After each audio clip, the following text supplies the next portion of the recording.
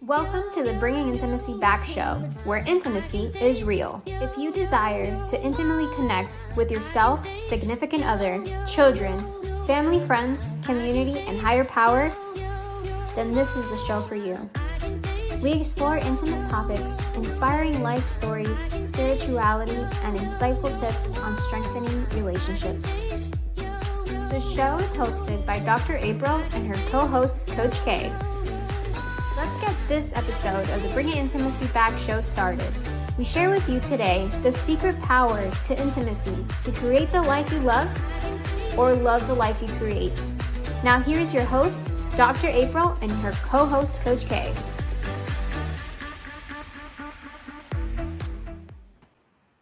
Welcome to the Bringing Intimacy Back show, where intimacy is real. How are you doing, Coach K? I'm doing great. How about yourself? I'm doing wonderful. Yes. And so I'm so excited that we are talking about this topic. Can you date someone with a different religious belief? Yeah, this is a really good topic. And I think it's probably not even discussed enough before getting too far into the dating world. So I'm glad we're talking about it. Yes, because it's one of those things that are crucial to a person. You know what their spiritual beliefs are. Yes, indeed, especially if it's deep rooted in the family. Yes, definitely. Yes. But before we get started on that, one of the things that we always talk about here is a charity. And one of the great charities that we're doing is called Better Tomorrow. And Better Tomorrow is a charity that focuses on strength and helping people overcome adversity, which is so critical today. It is every resource that we can get or that we know about in that support realm is necessary. Right. Because there's always tomorrow. And if you're out there listening and you feel like, today looks cloudy, today looks whatever the case may be, there's always tomorrow. And this organization is called www.bettertomorrow.org. Because it can always be better tomorrow. I love it. Yes, definitely. So let's talk about this whole dating aspect. Yes, because I think as we get older or we leave our parents' house, one of the main things that we focus on besides career is who are we going to spend time with in our intimate time here as an adult on earth. Yep, that's because just like the career, that's something that you want long term. Just like buying a house, you want that long term. So having a partner by your side, you kind of want that long term. So that's right up there with the major thing. And that's even a late middle school, early high school sometime thought for some people, because you hear about these, high school sweethearts, and it's like, whoa, that's a long time. Yes, definitely. As someone who's been out in the dating world, I'm a believer that you should know what you want, number one, before you go out there. Right. Yeah. You have to, because otherwise you just end up with anything, accepting all things. And you may feel unfulfilled because you don't know what you were actually out looking for. Right. And if you're out there in the dating world, you're like, well, I don't know. It is good to just casually date, but you start to, when you're looking for that mate, to have children with or to enjoy, your years on earth, and you're looking for that soulmate, as many times people say. Yeah. That really happens when you know more about yourself and know what you want and what you bring to the table. So I always tell people to write down, just like you do vision board, have a list. That's very important because, like I said, it's just like just walking through the grocery store without a grocery list. You typically end up spending more. You get things that you don't need, just like shopping for a life partner. husband or wife. You just Yes, going out here and you end up with something in your cabinet a little too long that you really will never need. right, Or you end up in this 15-year, relationship that's going nowhere. right, right. And one of those things on the list is a person's spirituality, their faith. Should be in the very top part of the list, in my opinion, um, because that really does matter, especially when trying times show up. Mm-hmm. That's typically when any of us who do have a faith or belief or spiritual power that we believe in or religion, that's when we lean into that the most. So if when trying times come up and that's where we're leaning and we're leaning this way, that may cause an entirely new problem. Um, However, I do believe that it's doable. Right, right, yeah. But I'm glad how you even mentioned that in trying times because that's really critical. What do people do when they have stress? And if you're, a person that has a strong faith and you depend on that, versus some people, you know, go to the alcohol or go to, strip joints or gamble or whatever the case may be. But it is really important to, and even in my own dating, for someone to have a faith. Right. And I like how you said of faith. Yes. It doesn't have to be just one thing. Right. Um, because people, will believe in what they believe in, but that comes with just believing in something. Right. Right. Yes. However, in the spiritual and in the Christian and all these, there's so many different religions out there, and for most of the majority of the religions, they do have a common theme about Right. loving your higher power and loving your neighbor as yourself. But sometimes there's so much division, and even within a major religion such as Christianity, Yeah. you know what I'm saying? There's division between Baptists, Catholic, Lutherans. Yeah. And can you date someone who has a different religious belief? What are the boundaries? I would say almost just like, that list. That's an important conversation to have pretty early on into the dating realm, because someone who's really strong in their religion or really strong in their spirituality, um, possibly has a family who was also just as strong and still that or pass that down. So, when you're dating a person, you're kind of dating their family a little bit. And so, if we're thinking long term, then we're also thinking about children, as you mentioned earlier, and marriage, as you mentioned earlier. And both of those things, just like during trying times, both of those two things have a touch of spirituality, religion, or some type of belief incorporated into them. Mm-hmm. So, having, varying backgrounds or beliefs without that discussion, what does that look like? Right. Right. And I think the discussion, besides also discussing what you believe in, is also how you practice. Right. Because there's some people that, let's say they may believe in the same Baptist religion or whatever, but one believes I need to practice and be in church every Sunday, while another may believe, if we can make it, we can make it. We don't, we don't. Yeah. So talking about practice, and that also relates to other aspects because even certain religions have holidays. Yep. Some of them celebrate birthdays, some of them don't. These are things that you have to bring to the table. And how do you negotiate that? Yeah.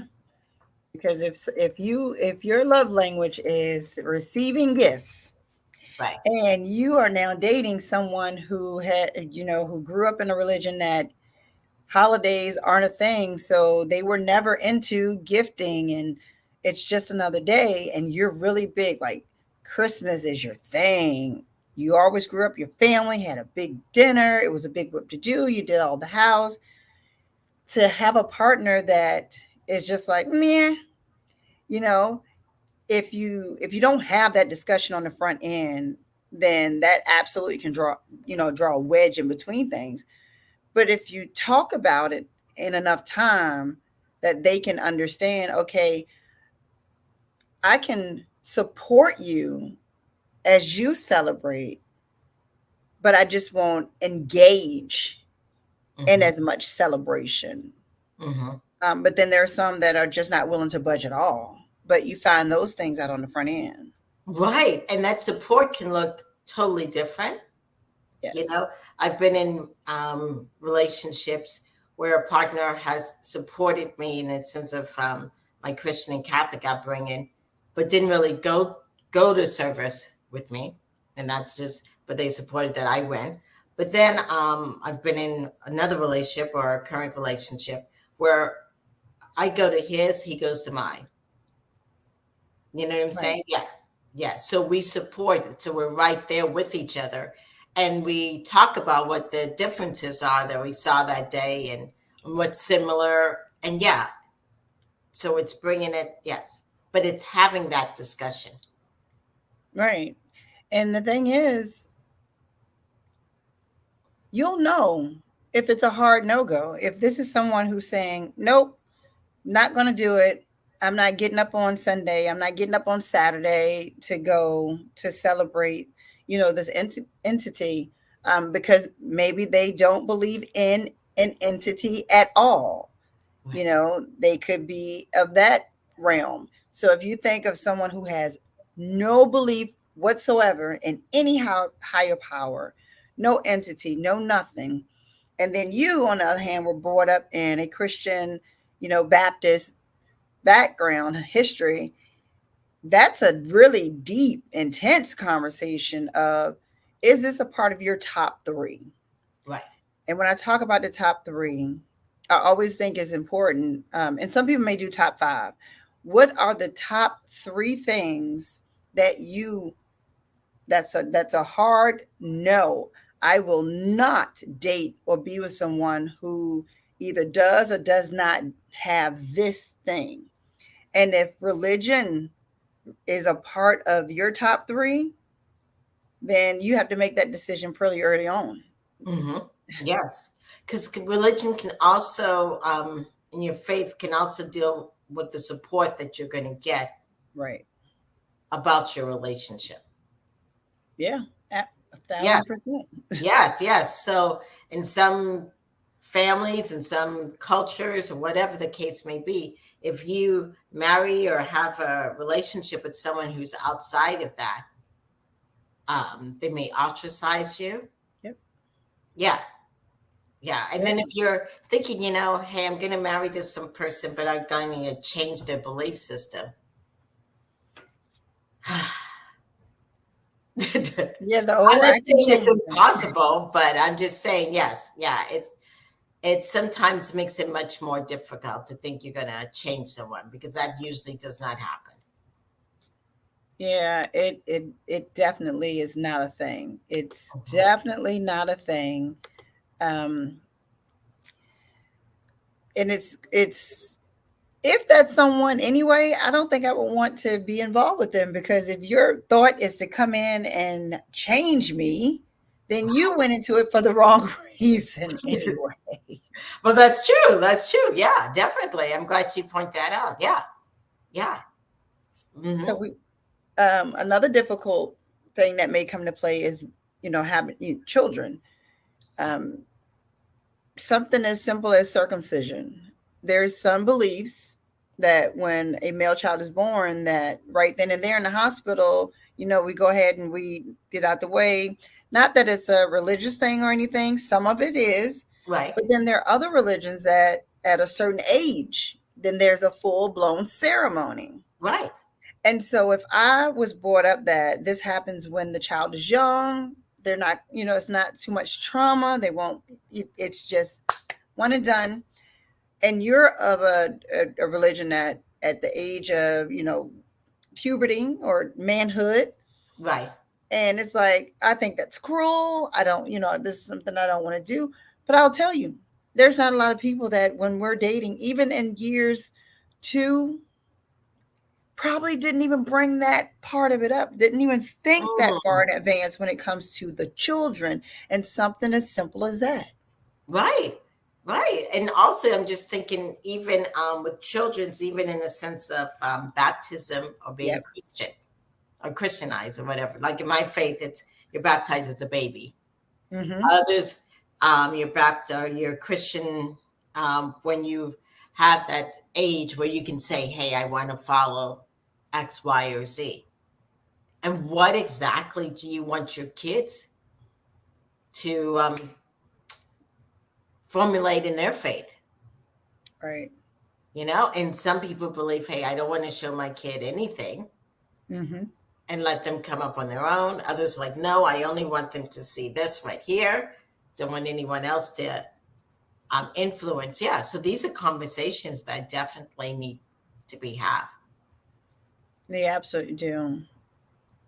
Because, like you said, what do we what do we show the children? Do we show them at all? You know, I want to make sure that my child has birthday parties where you don't even celebrate, birthdays because it's and then so on the flip side of this, say you both were of the same faith Yes. and 10 years down the line, one of you started to practice and learn about another religious background or faith or Mm-hmm. spirituality. What does that look like? Mm-hmm. That's a whole nother arena.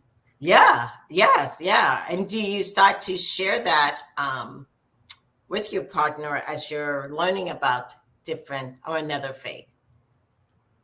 Yeah. Yeah. My husband at one point he started to learn about different, not just one, but he started to learn about just different religions and different spiritualities. And we usually, stay in the realm of spirituality. I was born in the Baptist church. Okay.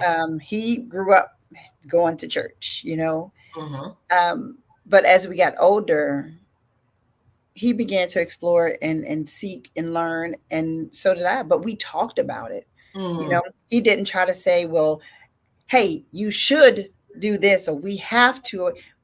He just said, "This is something that I just read about, and we talked about it. If I'm uninterested, then I'll just say that. Okay, that's really nice. I support that. I think you should dig further into it, Right. but I want to make sure that I'm the hand that's on his back to support it, but I don't have to immerse myself in it at all." Right. Um, but I never want him to feel like I wouldn't support whatever it is that he's doing. But of course, that's many, many years of us being together. But those are the kind of thoughts that you need to have while you're Mhm. dating.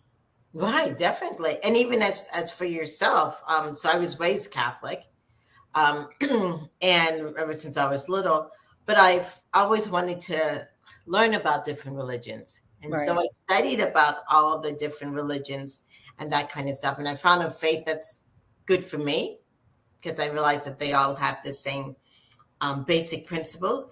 But one of the faiths that I did learn about was Buddhism, Hmm. in the sense of the meditation and stuff. And so when I met my current partner, who grew up in a Methodist, yes, and he does practice Buddhism, I was able to relate and figure out where the commonalities are. And I do think in the search for faith, everyone should not just take what your parents say, but search and Right. find what's good for you. Absolutely.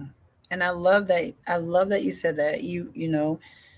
I want to learn just as much as you want to learn, and then we land where we land. Um, but what you said was super important is that you learned enough to see there's a commonality in it, Right. So the core or the base is, you know, pretty much the same. It's the surroundings is the part of, do I want to go to this, the way that they celebrate that this way, or the way they celebrate it that way. So Right. Definitely. And I think that that's important to look at and to be a part of it because in reality, we all know there's only one entity out there that created whatever this is, and I personally believe it's we're taught based on where we were born, mhm. who raised us, but I cannot be sure that if I was raised somewhere else, this is what I would believe. Yeah, that the pockets of religion is real. Mm-hmm. Based on what someone is, you have a good idea Right. of where they come from. Like if Right. all of us were in the same state, you would know, oh, that person is probably from Northeast something, because that community there is really strong. Like the Amish community, Right. you know, they have a very strong faith in who they believe in and the practices that come with it. Right. Exactly. And that's what you mentioned earlier. It's not just the faith; it's the practices Right. of it. Right. But we don't know if you and I were born into an Amish um, culture, would we still have the same belief system as we have now? Or if we were Right. born in China, or we were born in XYZ, because we're so influenced by the people that raise us, the things that we see on TV, our, our city, our town has influenced how we see things. Yeah. And now let's think about the wedding. I Yeah. love to see the multicultural, multi religions, multi spirituality weddings, Mm-hmm. because to me that says that these two people had genuine conversations with each other to the point where they have agreed to bring both of their religious or spirituality or their faith beliefs into the union that they're about to form. And they're also showing their families that this is what we accept of each other, Right. so that there is no big family to do, because that's big. You know, certain faiths, your family almost runs the show. Mm-hmm. Yes. Which is talks about boundaries, which Yes, is a whole other show. absolutely. And then, so let's think about the ones who didn't have the most positive experience in their religious spirituality or faith-based Right. upbringing, Right. and they meet this person who is, you know, did have a positive experience, and so they're really strong in that, and that's just what they want to do and they love it. If you don't have that conversation, that is also a really, really, really tough conversation to have, Mm-hmm. because you have to dig into some, and it's usually, you know, from pretty young, so you have to reopen some possible wounds. And that's when we kind of get into the, you know, the intimacy space, the trust space of the relationship. How do we get through that, where you were once a part of the same religious background that I am, you kind of strayed away because of some very negative experiences that you have. I would say I wouldn't want that person to try to convince the other one to come back, versus just being a support, listen, and encourage them to get some professional support. Right, definitely. And I'm just thinking in the sense of how this relates a lot to couples. If you have a strong faith, you may make decisions based on your strong faith. I hear my power, tell my inner power or God telling me to do this. But then if your partner, like you said, didn't have that strong or doesn't have believers, some of the churches burn them. They're like, well, I can't support you in this decision to open up a business, but you felt like God told you, yeah, but it doesn't make sense. You know what I'm saying? That's why those conversations need to happen for a couple to feel connected. Yeah. Yeah, I was watching one of the Love and Marriage somethings, And the wife, she was painting the wall, and the husband came in and was like, "So I just want to let you know that I'm going to seminary school and I'm going to become a pastor." And she kind of was painting and she stopped, like, "What? Do you mean we're going to talk about it, or do you mean that it's?" He said, "Oh, it's already done. I'm already enrolled. I'm doing this thing." And you can tell she was very upset. Well, the conversation that she had with him is, the upbringing that I had. Her Right. father's a pastor. Mm-hmm.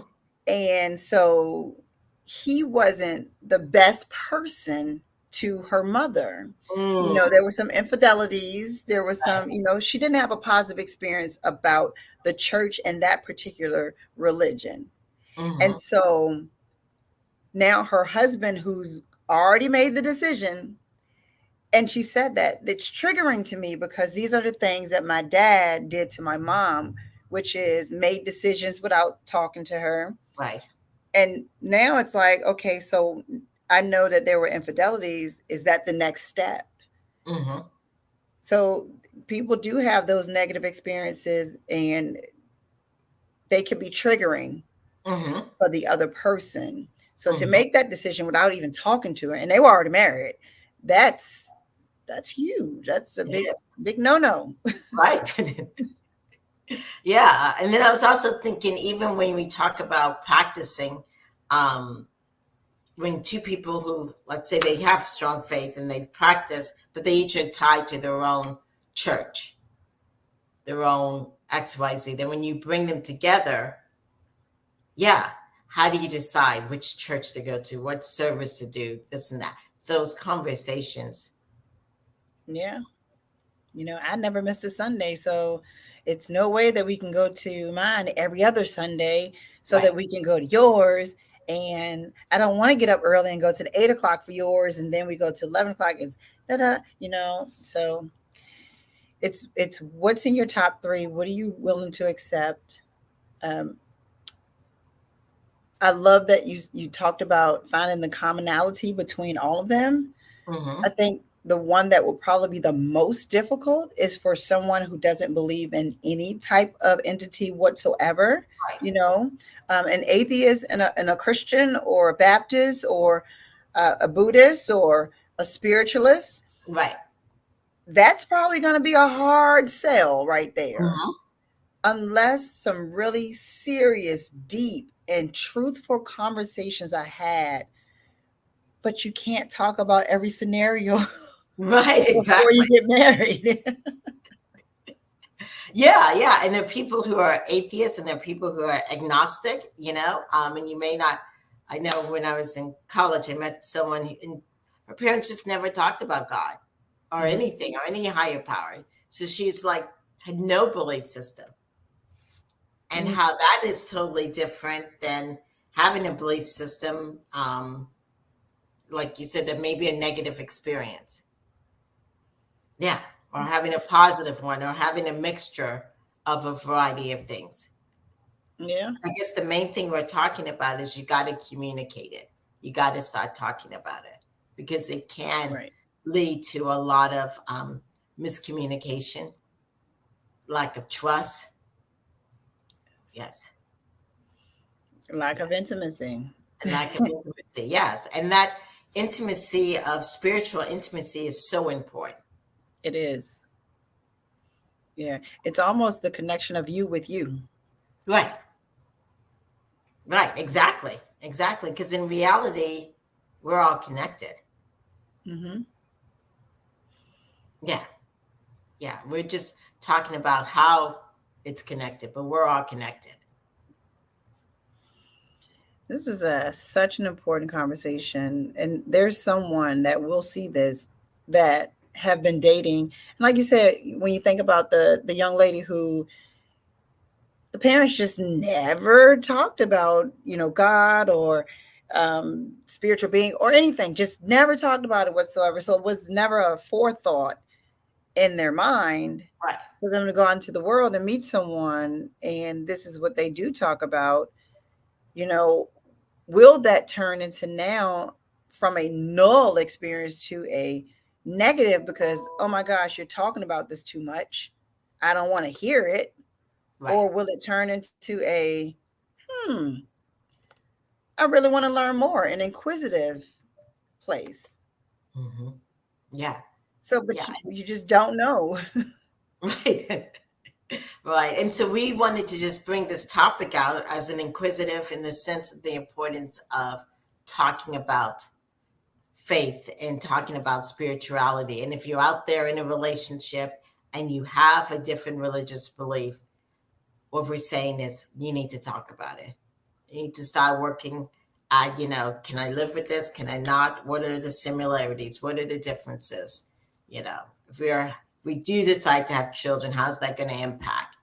Yes. Yes, think about all of the major life events that potentially could happen between you and your partner and weigh that out before making a huge commitment. Because the reality is, if someone checks all of the boxes, they are amazing, everything that you ever set out to have.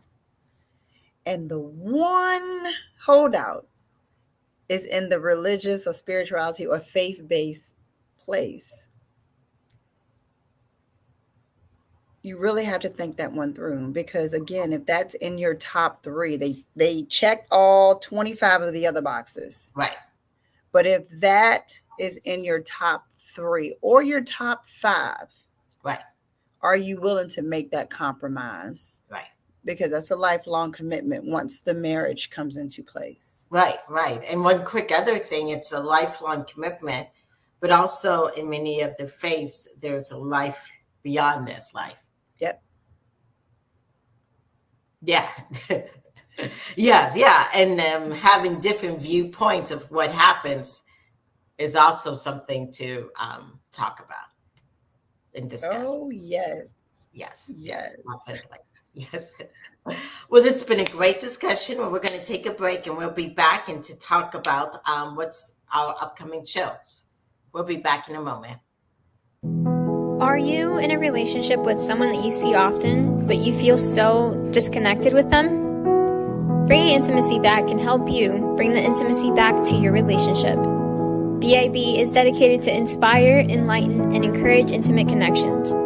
Live shows, weekly guest speakers with over 29,000 downloads. We can help promote your products and services, grow your business and clientele with BIB. Want to become part of the BIB family? You can now sponsor with us. Welcome back to the Bringing Intimacy show, where intimacy is real.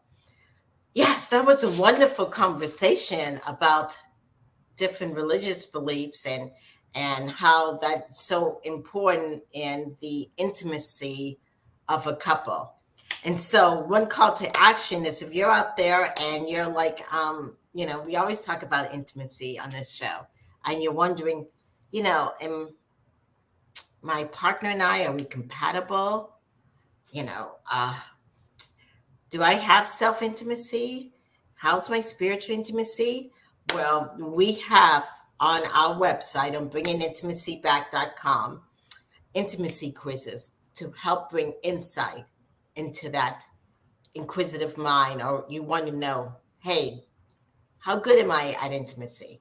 Check out the quizzes on bringingintimacyback.com. And you may end up, if you sign up for the quiz, get some freebies as you sign up and look. Yes. So. All right. I love freebies. So y'all need to go and take these quizzes. You get to learn something and possibly get something free. Listen, knowledge and freebies. We have some great shows coming up in the coming weeks. So on August the 17th, we have Back to the Basics of Genuine Love with Paul Zolman. On August 24th, we have How Food Fuels Intimacy, and that will be Dr. April and myself. On August the 31st, we have Overcoming Sexual Pain with Mary Grimberg. All right. Yes, some exciting things come. So if you like what you hear, please like us on Twitter, Instagram, Facebook, and YouTube, and follow us and rate us. And we will see you guys next week. This has been the Bringing Intimacy Back show, where intimacy is real. Bye. Bye, everybody. Thank you for listening to today's episode of Bringing Intimacy Back, where intimacy is real. You can also find us at bringingintimacyback.com, LinkedIn, Facebook, Instagram, Twitter, and YouTube. Dr. April Brown's 7-book series, Improving Intimacy, is now on Amazon. We'll see you next Thursday at 3:30 p.m. Don't forget to follow, share, and subscribe.